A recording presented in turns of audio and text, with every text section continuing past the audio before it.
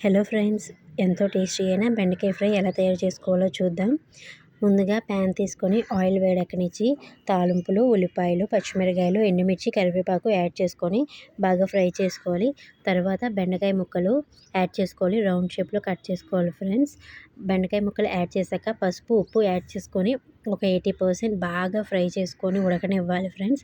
ఉడకనిచ్చాక ఒక table spoon కారం add చేసుకోవాలి. అలా యాడ్ చేసుకున్నాక మన పిల్లలు కొంచెం ఇది జిగురు జిగురుగా ఉంటుందని చెప్పి పిల్లలు చాలామంది బెండకాయని తినడానికి ఇష్టపడరు. సో అలాంటి వారి కోసం మన బూందీ మిక్చర్ని యాడ్ చేసుకుంటే ఈ ఫ్రై అనేది చాలా బాగుంటుంది. కర్రీ పాయింట్స్లో ఇలాగే ఫ్రై చేస్తారు, చాలా టేస్టీగా కూడా ఉంటుంది. మాకైతే ఇలా చేస్తే నచ్చదని చెప్పి మా మమ్మీ బూందీ అయితే యాడ్ చేశారు.